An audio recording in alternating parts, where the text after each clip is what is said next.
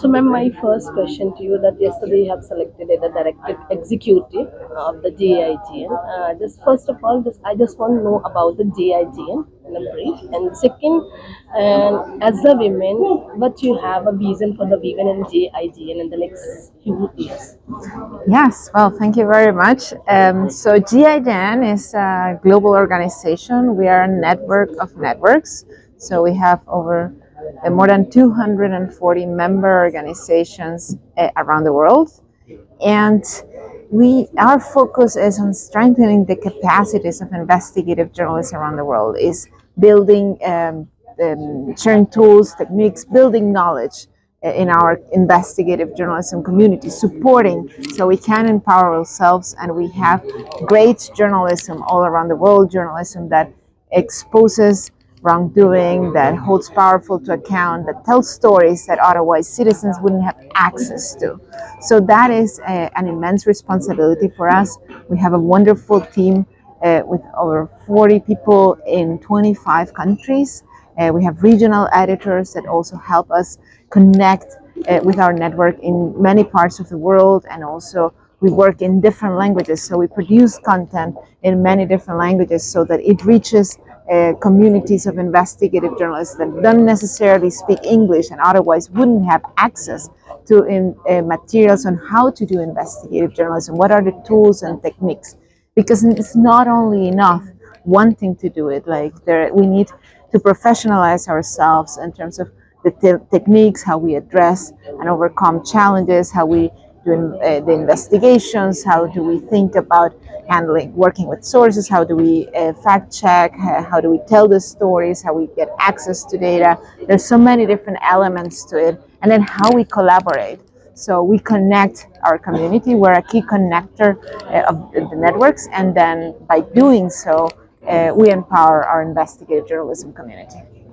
Next question is that this year the selection of is in the depressed class people, that we are from the India, the marginalized class people has come here selected as a fellow.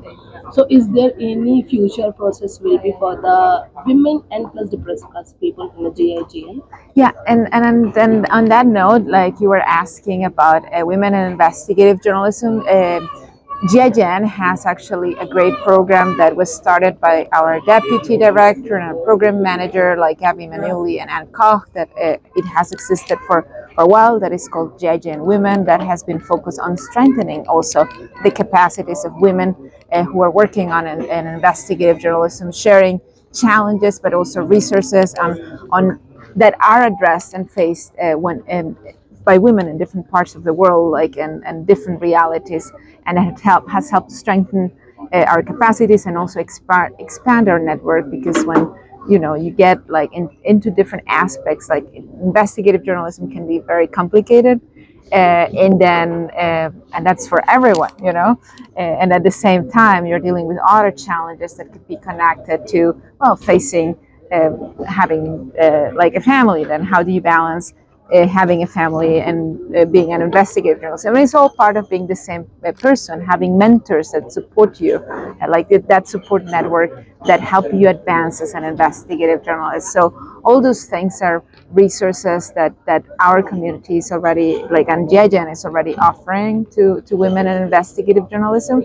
And then in terms of reaching new communities, that's also part. We want to help build the future of investigative journalism too, and that involves bringing different, different potential profiles into the and visions, being diverse in who we train, who we reach to, because we want all these visions and all these different backgrounds to be connected, also be part of our community, so that together we have different topics. And what do we investigate, let's say in a marginalized community? What are the key needs of those communities? So those communities also need investigation. So what do we investigate in any part of the world? So I think the more we consider being diverse in the people we bring to our community, then we expand also our reach and the impact we have as investigative journalists. India is a new region for GIJN. Do you have any plan for India because India is a big democracy and lots of people Sorry. also working for Oh. different classes there. And Sorry, could you repeat your question? yes, Because India is the new chapter for GIJC. So, do you have any plan for India because India is a big democracy and lots of people is working different caste classes there. Most of diversity is there. yeah, well, actually, one of our board members is from India. So he's Sayed, and he also, of course, brings all his expertise and knowledge in the country and helps share, of course, what are the needs and well, we have our regional editors, our Hindi editor too, that is wonderful, and then with that combination, and of course, being in contact with our community in India and in Asia in general, of course, we will help advance our work. So we need to understand, and we do have great content, right? In in Hindi, Deepak is great. Is our wonderful editor there, and we will continue generating resources and materials, and with the knowledge of our regional editor, our board member, and our community there, like we will continue advancing in the programs that we're doing, the content that we're producing for the community that is connected to India and Asia. What will you 5 new plan as a director? Wow, that's a great question. So we'll be working on that. We're doing a survey now after today ends our Global Investigative Journalism Conference. So we will continue seeing. This is a great place for us to gather what are the key needs of our community. Some aspects and elements that we have already been thinking about are tied to, for instance, leadership, and training editors, so for that there are people to support also the investigative processes. Like we also will continue doing all the trainings on the reporting processes, the tools, techniques, other aspects related to journalists in exile, data, technology. So that there are many areas for us to grow and can come, and aspects in how we do training, help partner with academia too. So there are many areas where there are great ideas where we can make a difference. So we are listening a lot, and then we will be planning more on what are we going to do in the next years to come. We'll continue, of course, our programs. We have, I've been mentioning already, our regional editors. We have a help desk. We also have a resource center. We do have also materials that are published regular in our website by our editors and our editorial team.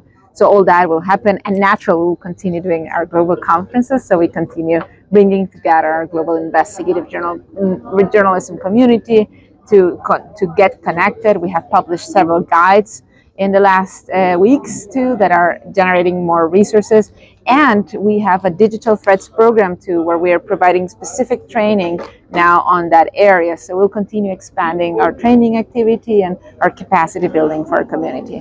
This is digital era. In YouTube era, lots of people in around the world is doing investigative journalism, but they did not know about GIGC. They did not. They do not part of GIGC. How can GIGC will connect him, and how can they connect with you? Yeah, well, that's a wonderful question. I do think that all the people who come to the conference are great ambassadors. So that is an echo effect. So basically, we had more than 2,000 people here who came to the Global Investigative Journalism Conference. They are from 130 countries. They go back to their countries and they share the knowledge they have acquired here and the experience with other colleagues. That was what I did myself back also in 2010 when I came to the first investigative journalism conference from Venezuela. Then I came back, I helped train other colleagues, I spread the word about GIJN and the global conference too, and shared the resources. So, and of course we have our social networks too, like our editors also. We have social networks not only in English but in different languages. So we expand our reach to our audiences, and so we can help spread the word, and people can have access to our website that is now it has a new design.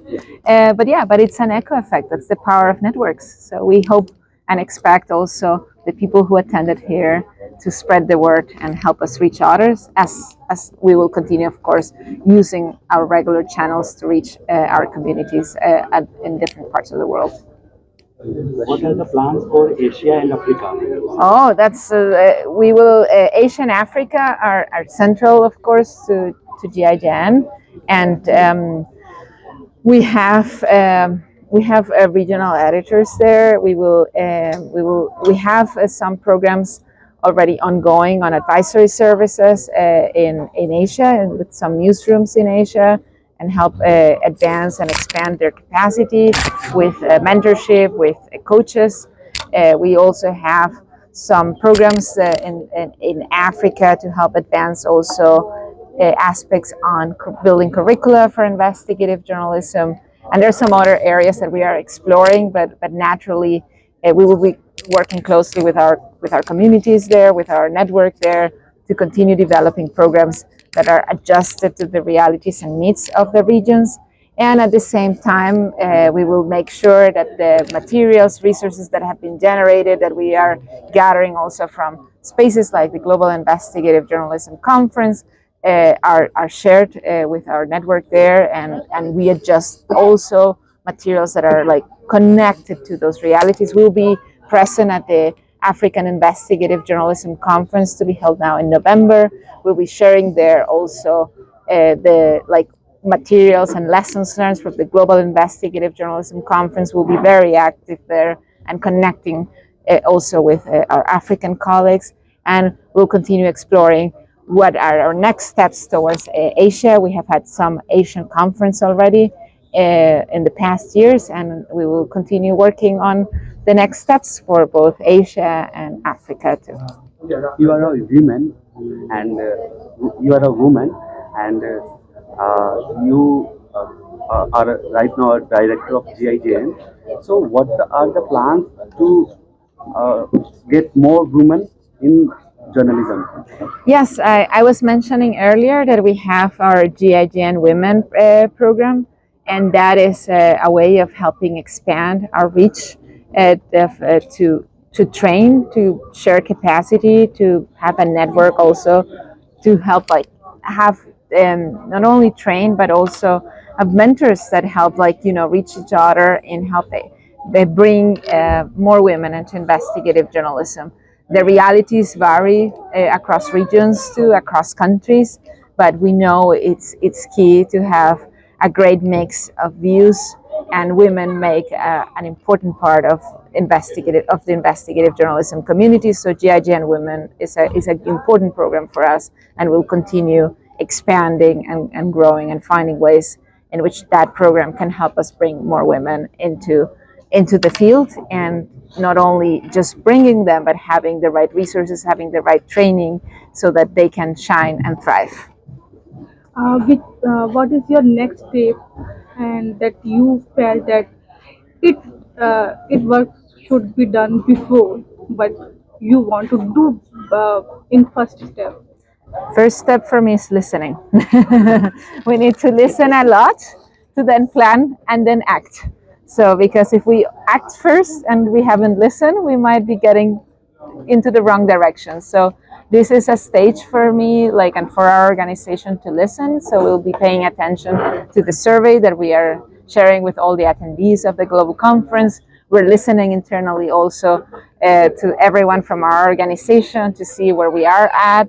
So we will be looking at that together, and it will be a team effort then to build the future of GIJN and our global investigative journalism community. There are many journalists who are coming from marginalized community. So what you will do for them? Well, we will be there for them in terms of providing resources. Our resources are there in our website for free. So and we share them, and we get excited about how they're used. We also have our help desk. So anyone who reaches out, we either provide already with information if we have them, or we connect them with the right people. So we will be there to listen and to also provide assistance in areas where we can help. And if it's not our area of expertise, we will connect them with the right people, as that is the power of networks. After this conference, we are feeling like GIGC family.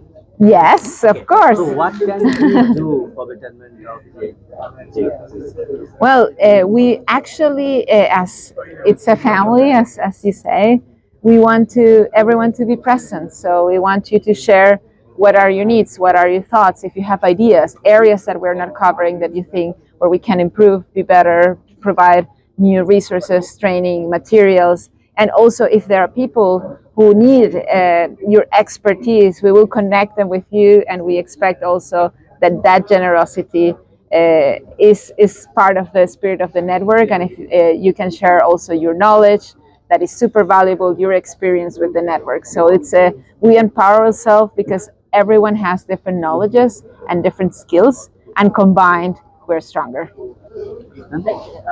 Yesterday, ma'am, you were talking about in a Venezuela, the word is wearing your shoes. You translated wearing your shoes and dance, and that is very motivational speech. Yeah, that was. So my question is that the wearing a shoes and dance is like a how. What would be your message for the investigative journalists for doing their jobs in a very less resources? So, what would be your message for the Indian journalists for doing this investigation in the less resources? Yeah, that's a great question, and we can continue with the dancing analogy. Some people dance solo, but sometimes you have choreographies and you have dancing in teams. So I do think sometimes like dancing solo can be exciting, but dancing in choreographies can be very powerful. So if you are actually you put on your shoes, you have the tools, techniques, but you don't have enough resources, partnering with other people, finding allies, connecting with other people in your own community who are doing similar work, like other like people who can help and help you expand your resources. So sometimes sharing resources can happen also by partnering with others. So it doesn't increase your cost, but increase your capacity of working in other areas. So let's dance in choreographies. Let's dance as a group. I will add a One small more question. question. Oh, I go have. ahead. I am adding one question. Yesterday, you gave award for the journalist who research deeply research and using drone and extra resources. But as we don't have resources like that. So how we can connect in that award, or we are doing investigative journalism in our level, but we don't have resources like that. You choosing like Yeah, and that's a great question, because actually I do know very well the journalist who was using all the satellites. He's actually I work with him. I used to work with him back in Venezuela, and he's not the one who has had the satellite resources. He also partners. So that's kind of like with that spirit I was talking about. And you now have GIJN, you have networks, and we connect you with other networks too that help provide other resources. So Joseph, for instance, got a grant from the Pulitzer Center. And so with the Pulitzer Center, and that was to do that investigation.